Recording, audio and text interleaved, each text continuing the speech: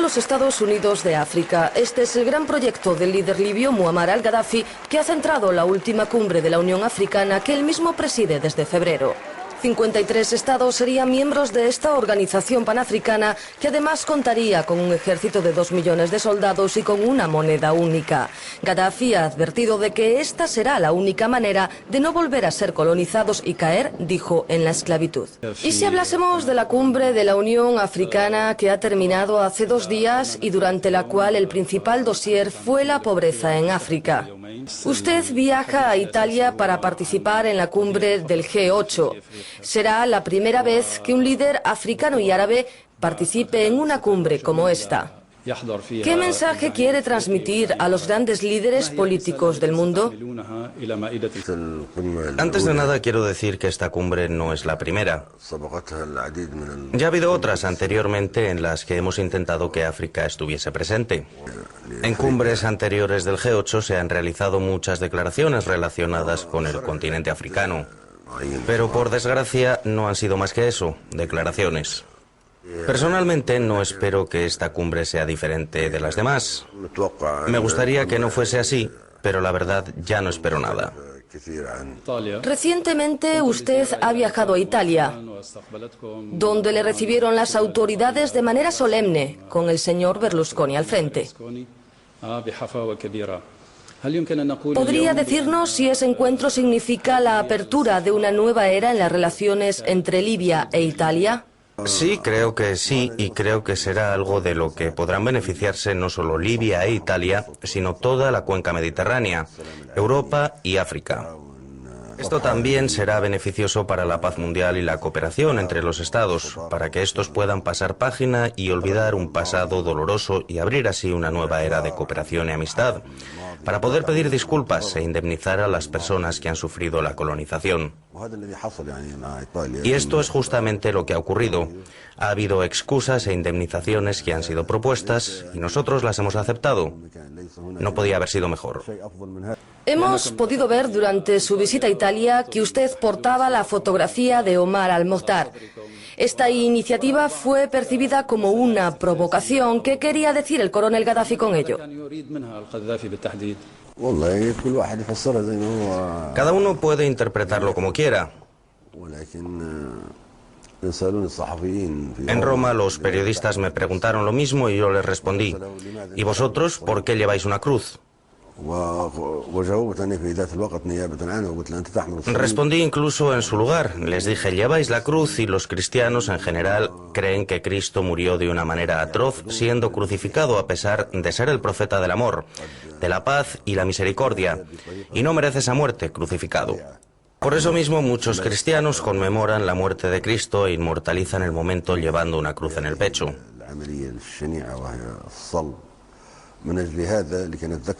Le dije además al periodista que me hizo esa pregunta: nosotros también pensamos que Omar al-Mokhtar fue asesinado de manera atroz. Fue ejecutado y colgado mientras luchaba por la libertad, por la dignidad de su país, de su independencia frente a la invasión extranjera bárbara. Por ello se merece que llevemos su fotografía de la misma manera que vosotros lleváis la cruz. Coronel Gaddafi, una última pregunta, si me lo permite. Hoy usted ostenta el título de Rey de Reyes de África y es además uno de los más antiguos líderes árabes. Usted ha escrito un libro llamado El Libro Verde, que trata sobre la democracia, la sociedad y la economía. Usted ha participado en el lanzamiento de grandes proyectos. ¿Qué le falta a usted por hacer? La verdad es que tengo la esperanza de que exista un día, de una manera u otra, la unidad árabe. Sobre todo porque los árabes siempre han conocido la división en un mundo formado de alianzas y grandes entidades.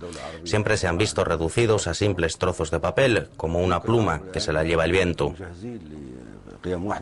Puede que los árabes estén ahora preparados para unirse. Diré más, espero ver nacer una Unión Árabe Africana.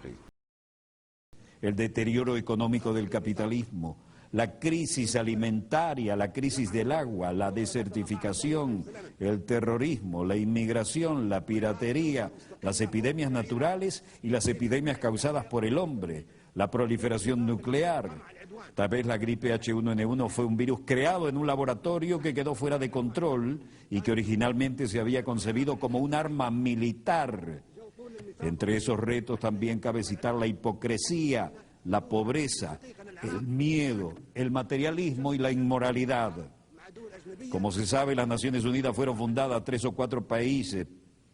Ellos fueron los que la fundaron, que a la sazón estaban contra Alemania. Las Naciones Unidas fueron creadas por naciones que se unieron contra Alemania en la Segunda Guerra Mundial. Constituyeron un órgano denominado Consejo de Seguridad, que convirtió a esos países en miembros permanentes y le otorgó el derecho de veto. Nosotros no estábamos presentes en ese momento. Las Naciones Unidas se configuraron de acuerdo con esos países que tenían la intención de que nos sumáramos a los planes originales.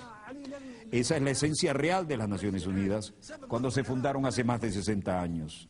Eso sucedió en ausencia de unos 165 países a razón de 1 a 8.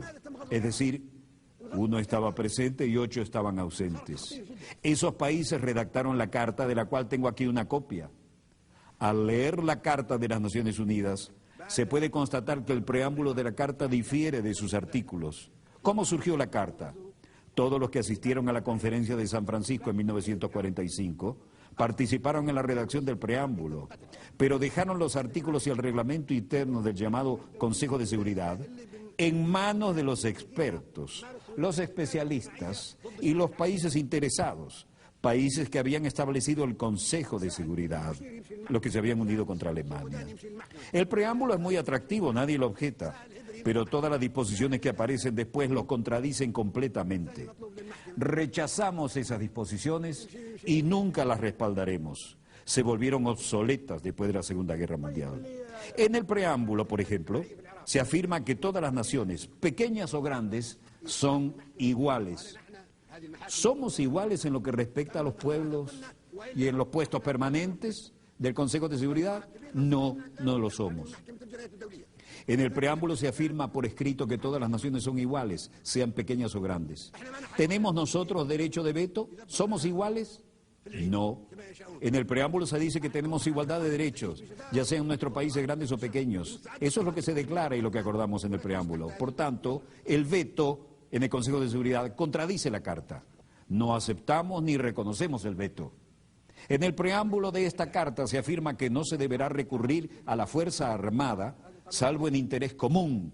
Ese es el preámbulo que acordamos y firmamos, y nos sumamos a las Naciones Unidas porque queríamos que esta Carta reflejara eso. Se indica que solo se recurrirá a la Fuerza Armada en interés común de todas las naciones. ¿Pero qué ha sucedido desde entonces?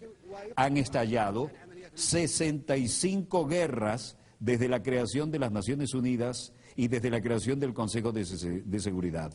65 guerras desde su creación, con millones y millones de víctimas, más que en la Segunda Guerra Mundial. ¿Acaso en esas guerras, así como la agresión y la fuerza se utilizaron en esas 65 guerras, responden al interés común de todos nosotros representados aquí? No. Esas guerras se llevaron a cabo en aras de los intereses de 1, 3 o 4 países, pero nunca de todas las naciones. Hablaremos acerca de si esas guerras respondían al interés de un solo país o de todas las naciones. Esto contradice de manera flagrante la Carta de las Naciones Unidas que firmamos, y a menos que actuemos de conformidad con esta Carta de las Naciones Unidas que acordamos, lo rechazaremos y no temeremos hablar con nadie en términos que no sean diplomáticos. Ahora hablamos del futuro de las Naciones Unidas. No debe haber hipocresía ni diplomacia, porque se trata de la cuestión importante y vital del futuro del mundo, del planeta. La hipocresía dio lugar a estas 65 guerras que han estallado desde la creación de las Naciones Unidas. Si un país, Libia, por ejemplo, agrediera a Francia, entonces la organización entera respondería porque Francia es un Estado miembro soberano de las Naciones Unidas y todos compartimos la responsabilidad colectiva de proteger la soberanía de todas las naciones. Sin embargo, se han emprendido 65 guerras de agresión sin que las Naciones Unidas hayan hecho algo por impedirlas. Otras 8 grandes guerras violentas cuyas víctimas suman unos 2 millones de personas. ha sido emprendida por Estados miembros que disfrutan de los poderes de veto en el Consejo de Seguridad. Esos países que pretenden que creamos que tratan de mantener la soberanía e independencia de los pueblos, utilizan en realidad la agresión contra los pueblos. Ingresamos a las Naciones Unidas porque pensamos que éramos iguales, solo para comprobar que un país puede objetar todas las decisiones que adoptemos todos en la Asamblea General. ¿Quién le dio a los Estados miembros permanentes del Consejo de Seguridad esa condición? 4 de ellos se concedieron esa condición ellos mismos. El único país que nosotros en esta Asamblea elegimos con la condición de Estado miembro permanente en el Consejo de Seguridad es China. Ello se hizo democráticamente, pero los demás puestos nos los impusieron de manera no democrática a través de un procedimiento dictatorial llevado a cabo en contra de nuestra voluntad y no debemos aceptarlo. La reforma del Consejo de Seguridad que necesitamos no es la de un aumento del número de miembros, lo que solo empeoraría las cosas para utilizar la expresión común. Sencillamente perpetuaría la proliferación de la superpotencia. Por consiguiente, rechazamos que se aumente el número de puestos permanentes. La solución no es contar con más puestos permanentes, lo que sería muy peligroso. Aumentar las superpotencias aplastaría a los demás pueblos de los países pequeños, vulnerables y del tercer mundo, que se están agrupando en lo que denominamos el grupo de los 100. 100 países pequeños que se unen en un foro que un miembro ha denominado el Foro de los Países Pequeños. En Libia, país que ocupó gran parte de los titulares a lo largo del año, pero en medio de la revolución, la caída del régimen y la muerte de Muammar Gaddafi, poco se habló de una riqueza con la que cuenta esta nación africana, un tesoro que es sinónimo de vida, el agua. Fíjate, Claudia, que el mayor sistema de agua fósil del mundo pasa por Libia. Se le conoce como el acuífero de Nubia, que también ocupa, por cierto, parte del subsuelo de Sudán, Chad y Egipto. Cubre unos 2 millones de kilómetros cuadrados. Para darte un ejemplo de lo que esto significa, Claudia, es como si todo México fuera un gran depósito de agua dulce, potable, propia para el consumo humano. El preciado líquido comenzó a filtrarse hacia el subsuelo hace unos 40.000 años, según estudios científicos, y el agua así quedó encapsulada. Gaddafi comenzó en el año 1983 un enorme proyecto de irrigación llamado el Gran Río Artificial, que hasta el momento consta de 4.000 kilómetros de tuberías de 4 metros de diámetro que extraen desde 1.300 pozos una cantidad de 6,5 millones de metros cúbicos de agua día a día, Claudia. Y se estima que esta gran piscina de agua subterránea puede abastecer a Libia y a otros países por 5.000 millones de años.